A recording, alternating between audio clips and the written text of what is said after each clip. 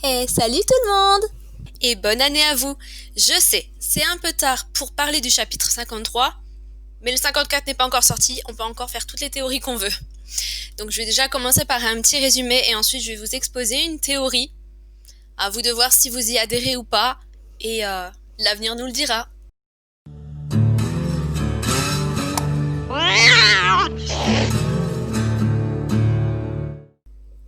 Ce chapitre il commence avec l'arrivée de Kawaki sur le champ de bataille. Il a été invoqué par Ishiki via la prothèse de Naruto. Kawaki, sur les ordres de Naruto et de Sasuke, se met à fuir. Ce qui ne plaît pas du tout à Ishiki puisqu'il assène un magnifique coup de pied. D'ailleurs, j'ai pas du tout hâte de le voir en animé. Un énorme coup de pied à Naruto, ce qui littéralement fait sauter le mode Baryon. Ce même mode Baryon qui, rappelons-le, devait tuer Naruto et Kurama. Donc Kawaki essaye tant bien que mal de fuir, mais Ishiki se précipite sur lui et le rattrape. C'est alors qu'avant de poser son Kama, Sasuke avec son Rinnegan échange leur place. Il lui lance alors un fumigène qui va vraiment l'aider car il permet de troubler la vue du Byakugan et lui permet de passer totalement inaperçu et de fuir. Ce qui ne plaît pas du tout à Ichiki puisqu'il décide d'asséner un nouveau coup à Naruto. C'est à ce moment-là que le bras, donc la prothèse que possède Kawaki, tombe. S'ensuit alors un flashback où on voit Kawaki essayer désespérément de fuir Jigen de ses expériences. Et il sait très bien que s'il est trouvé, c'est la punition qu'il s'ensuit. Il décide alors de prendre Naruto comme otage. Il sait très bien que Kawaki y est attaché, il lui laisse alors 20 secondes pour revenir, sinon il achève le Nanadaime. Un petit flashback touchant alors entre Naruto et Kawaki qui lui donne enfin une raison de vivre et lui rappelle qu'il est quelqu'un à part entière qui a le droit de vivre et qui mérite le droit au respect. Il fait alors de lui son élève. Kawaki revient au grand désespoir de Naruto, de Sasuke et je pense bien sûr du lecteur. Il tente un petit ninjutsu pour essayer de distraire Ishiki et de gagner un petit peu de temps puisque, rappelons-le, également il lui reste à peine 5 minutes à vivre. 5 minutes, très exactement. Kawaki se fait attraper et là commence le fameux discours du méchant qui pense qu'il a gagné. Et effectivement, il pose son Kama sur Kawaki. Et alors que son corps commence à se désintégrer, il continue son discours en disant que ça y est, il peut se reposer en paix, que de toute façon, il s'en fiche totalement de ce que pense Kawaki, puisque pour lui, ce n'est qu'un réceptacle. Et alors que ses mains commencent à tomber en morceaux et qu'il commence à chuter au sol, le Kama, lui, disparaît. Il est alors pris de panique, il ne comprend pas du tout ce qu'il se passe, et de la fumée sort un clone. Ou plutôt, le vrai Kawaki. En fait, il avait simplement fait un Kagebunshin et avait envoyé son clone à sa place pour prendre le Kama. Alors Ichiki ne comprend pas, le lecteur ne comprend pas, mais on sait une chose, c'est que c'est totalement badass, puisqu'il manquait juste un petit bitch à la fin de Kagebunshin et c'était juste la réplique parfaite. Il tombe alors littéralement en miettes et Kawaki lui saute encore dessus pour être sûr de bien l'achever lui-même. Maintenant l'ennemi disparu, il reste encore énormément de questions que Kawaki et Sasuke se pressent de poser à Naruto. Qu'est-ce que c'est le mode Baryon ? Qu'est-ce qui va se passer maintenant ? Et alors qu'on pense le calme être revenu, voilà que Boruchiki fait son entrée. Et il l'a fait d'une façon assez spectaculaire puisqu'il plante un kunai dans le Rinnegan de Sasuke. Sasuke est à terre et se tenant l'œil. On redoute le pire. Et voilà pour le résumé du chapitre 53. Maintenant, il reste énormément de questions et il reste aussi énormément de temps pour y répondre.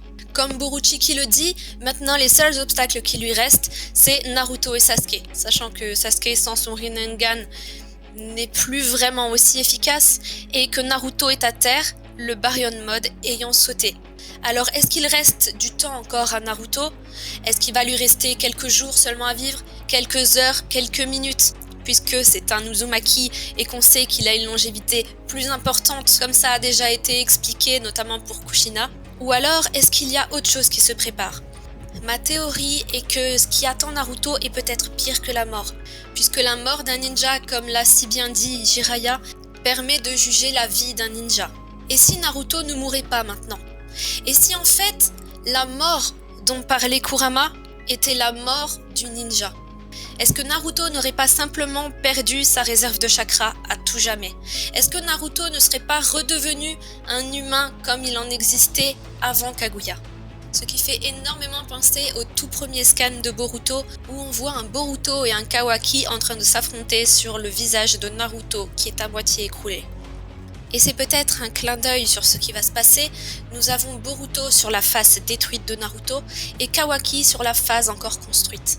Et si quand Kawaki disait que Boruto allait bientôt rejoindre le Nanadaime, est-ce qu'il ne parlerait pas simplement de le rejoindre du côté humain, du côté un petit peu des inutiles? On voit aussi un Boruto qui possède l'épée de Sasuke, qui possède également une cape et qui n'a pas de bandeau sur le front comme un ninja. D'ailleurs, il possède le bandeau de Sasuke avec le prolongement de sa cicatrice sur l'œil. Certains pensent que c'est à ce moment précis de l'histoire, donc dans le chapitre 54, peut-être 55, ou en tout cas dans le tournant que l'histoire est en train de prendre, que Boruto aura cette fameuse cicatrice, peut-être pour tenter d'extraire Momoshiki. D'ailleurs, il y a autre chose d'étonnant qui est dit par Boruto. J'ignorais que tu étais aussi puissant. Alors lequel des deux est parti? Est-ce que Kawaki partira ou est-ce que Boruto partira du village, ce qui fait que les deux seront séparés et qui explique que Boruto dise cette phrase. Après, effectivement, Kawaki dit très bien, c'en est fini de l'ère des shinobi, ce qui peut aussi annoncer disparition du chakra. Dans le début de Boruto, on voit également que Kawaki possède un kama. Je pense qu'il y a encore un gros secret qui se cache là en dessous, puisque en théorie, il ne devrait plus l'avoir vu ce qu'on a vu dans le chapitre 53. Et vu les explications de Amado, Boruto devrait sûrement être déjà devenu Momochiki, un petit peu à la façon de Jigen et de Ichiki. Puisqu'on voit que ce sont des adolescents, il y a quand même pas mal d'années qui se sont écoulées, et que Amado a dit que plus le temps passerait, plus Momochiki prendrait le dessus. On voit qu'il s'est déjà transformé 2 fois en Boruchiki, et que ça devrait quand même beaucoup accélérer le processus. On peut penser qu'il va utiliser l'Izanagi pour faire réapparaître son Rinnegan, seulement il ne l'a pas activé avant sa disparition. En tout cas, même si je suis triste à l'idée que Naruto disparaisse de Boruto, ne le cachons pas, c'est vrai que pour que Boruto puisse évoluer dans l'histoire, il faut que Naruto disparaisse. Naruto, c'est notre héros un petit peu à tous. On a grandi avec lui, on a rigolé, on a pleuré, on a aimé, on a détesté, on a été impatient. C'est vrai que si maintenant il disparaît, il va laisser un énorme vide. Mais je préfère de loin à ce qu'il ait une mort en tant que héros que plutôt que ma théorie se réalise et qu'il termine en tant que simple humain, puisque là son rêve ne sera plus qu'un lointain souvenir. Ces chapitres, ces scans, ces épisodes de Boruto et le film nous offrent vraiment un Naruto dans toute sa splendeur. On voit l'évolution qu'il a eue et il est vraiment devenu très fort. On peut le voir notamment quand Momochiki a envahi Konoha. Vraiment beaucoup de monde pense que Naruto a réellement faibli depuis qu'il est devenu Hokage, mais n'oublions pas ce magnifique combat qu'il nous a offert face à Momochiki. Beaucoup ont dit de Naruto dans ce combat qu'il était devenu faible, mais n'oublions pas ce qu'il a encaissé pendant ce combat. Et malgré tout, il a quand même réussi à bien affaiblir Momochiki et à bien aider Boruto pour la fin du combat. Un petit peu comme un passage de flambeau. Le fait de le voir justement élever le Rasengan avec Boruto, ça montrait vraiment, regarde, toutes les personnes qui m'ont aidé à en arriver là où je suis aujourd'hui, et regarde maintenant c'est moi qui t'aide à devenir un futur ninja. Il y a plein de petits clins d'œil comme ça à travers les scans, à travers les épisodes qui montrent justement ce passage de flambeau qui nous amène tout en douceur vers une histoire sans Naruto, même si au fond il restera toujours dans notre cœur parce qu'il nous a fait rire, il nous a fait pleurer, on a grandi avec lui, on a eu vraiment de belles émotions, de belles leçons de vie et surtout de beaux souvenirs. Et voilà, c'était tout pour le petit review de chapitre 53 de Boruto. Je vous remercie d'avoir regardé cette vidéo. Je ne manquerai pas d'en faire une pour le prochain chapitre ou pour la suite. On verra, ça dépend comment tournent les choses. N'hésitez pas à partager votre avis en commentaire, à liker la vidéo, à vous abonner. Et moi je vous dis à bientôt les petits chats. Bye!